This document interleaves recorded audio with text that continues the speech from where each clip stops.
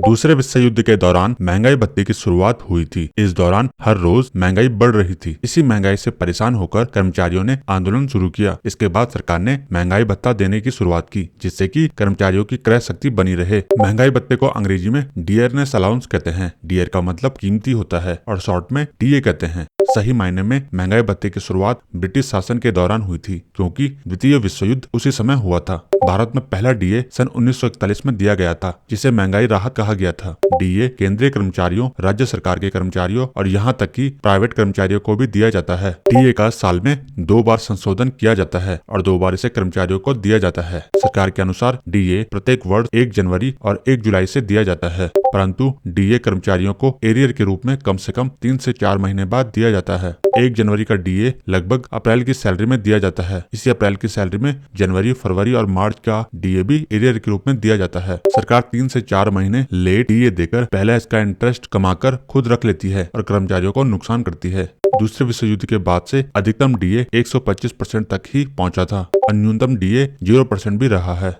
वर्तमान में डीए 7वें वेतन आयोग की सिफारिशों के आधार पर दिया जाता है और इसी के आधार पर इसकी कैलकुलेशन भी की जाती है। डीए का इतिहास भारत में 80 वर्षों से अधिक पुराना है। सेवानिवृत्त कर्मचारियों को भी डीए मिलता है, जिसे महंगाई राहत कहते हैं। डीए और डीआर दोनों एक समान रेट से ही बढ़ते हैं। पेंशनर्स को भी डीए एरियर के रूप में लेट मिलता है, लगभग 3 से 4 महीने बाद मिलता है। सैन्य कर्मियों को भी डीए दिया जाता है। डीए की गणना हमेशा बेसिक पे पर की जाती है। बेसिक पे और डीए को मिलाकर इन दोनों को ही मूल वेतन माना जाता है। अन्य सभी भत्ते बेसिक और डीए के ऊपर कैलकुलेट होते हैं।